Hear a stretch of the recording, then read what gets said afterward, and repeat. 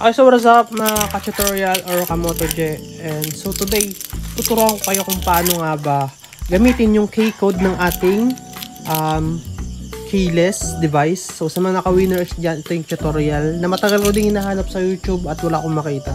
So ngayon, nakita ko kung paano siya gawin. I-share ko din sa inyo para at least yun, aware din kayo at alam nyo gamitin. In case na mawala yung itong keyless nyo, or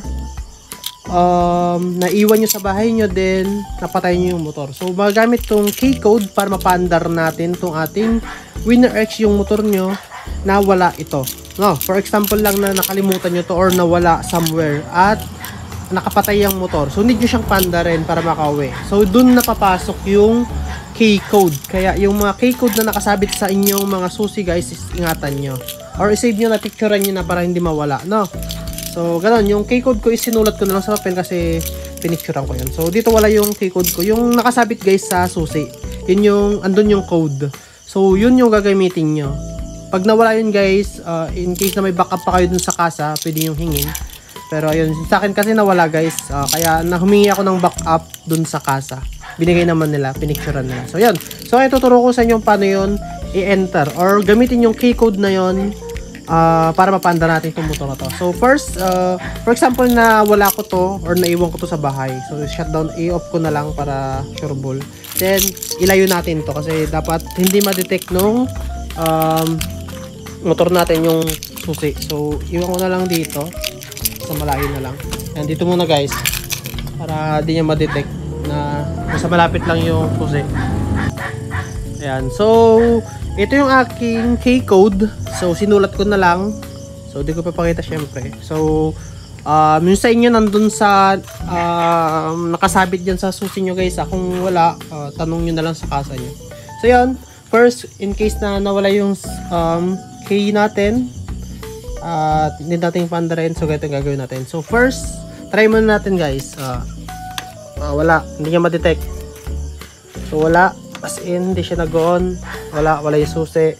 So first, ang gawin natin is ilo-long press natin to. So demo ko muna guys long press natin to ng matagal, about 10 seconds hanggang mag-blink ito. Like iilaw yan. Then pag umilaw yan, dapat i-press nyo agad. I-press nyo ito kasi yun yung sign na pwede na kayo mag-enter ng code. No?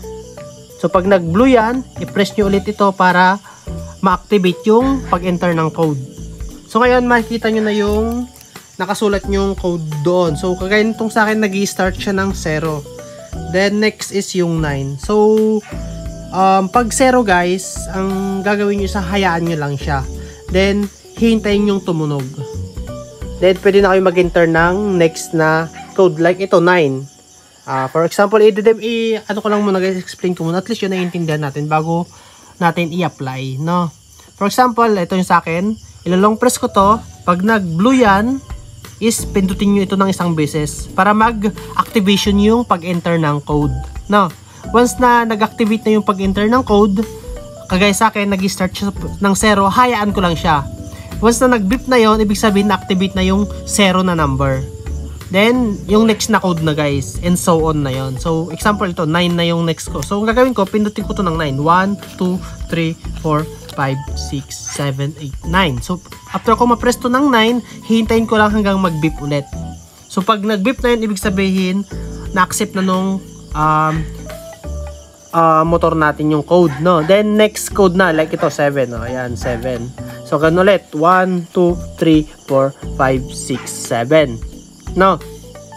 Then hintayin ulit mag-beep para ma-accept niya yung code. So ganun na yun. So on na yun. Tuloy-tuloy na yun hanggang sa wala na kayong ma-enter na K-code. Then lalabas na yung K dito na na-unlock na natin. So ayan. So demo ko na guys. So mabilis ko na. Pa-fast forward ko na lang kasi na-demo ko naman sa inyo. Siguro doon lang sa 097 i-demo ko. So from the start muna tayo. So kagaya ng sinabi ko, i-long press natin to hanggang mag-blue. So long press natin. Wait natin mag-blue. Pag nag-blue na, press natin ng mabilis. Ayan. Ibig sabihin na-activate na yung pag-enter. So dahil 0 yung sa akin, hintayin ko lang mag-beep. Ayun, nag-beep. So 9, 1, 2, 3, 4, 5, 6, 7, 8, 9. Then hintayin natin mag-beep para ma-accept niya yung code. Yan, nag-beep. So next code, 1, 2, 3, 4, 5, 6, 7. Hintayin natin yung beep code. Then next na code, 1, 2, 3, 4, 5, 6. Then wait natin. Ayan. Then next code, 1, 5, 6, 7, 8. Then wait ulit natin yung mag-beep para ma-accept yung code. Dahil 0 sa akin, hayaan ko lang. Hintayin natin mag-beep. Ayan. Then 1. Hintayin natin mag-beep. Then, dahil 0, hayaan ulit natin. Then yung last code. 1, 5. Pag nalagay mo na yung code na yung last code, hintayin mo lang. Then, ayan. Ayan. Unlock na guys. So, nakarinig nyo yan. Then, pwede nyo na yung i-turn on. Pwede nyo na. Diba? Kahit wala yung susi nyo, mapapa-under nyo. So, yun yung kagandahan na once na alam nyo yung code at ganito yung scenario na nangyari. So, very useful siya kasi makaka-uwi pa rin kayo. So, yun nga, keep nyo yung K-code nyo para sa mga ganitong scenario is magamit nyo. So, like, follow, and share guys para sa more tips kagaya ng mga ganito. So, di ba na turn on na natin to gamit yung K-code. As you can see, na-turn on natin yan gamit yung K-code. So, pag pinatay nyo yan guys, naka-on pa yan. So, wag nyo iiwang ganyan guys kasi pwede nila yung i-open. No? So, as you can see, kahit hintayin mo yan ng matagal, hindi siya mag-turn off. Yan, hindi kagaya pag sa keyless, pag iniwan lang natin, is kusa siyang mamamatay, no?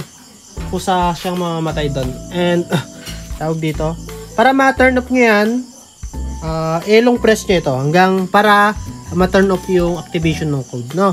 Kasi pag ganyan, pwede nila yung nakawin. Ayan, no? Mapapa-under nila yan. Now, so pag aalis na kayo, ipatayin nyo syempre. So, ilong press nyo lang ito hanggang mag-blink. Ibig sabihin nun, mag-turn off. Ito-turn off nyo na yung K-code activation. So, ilong press natin yan. Ayan. So, pag ganon, fully patay na yan. As you can see, kahit pindutin natin yan, wala na. Kasi nga, na-deactivate na yung code. So, then, ganyan ulit, pag papandarin nyo, gamitin nyo na ng code. Para papandar nyo na guys. So, yun lang. Yun yung additional code. Goodbye!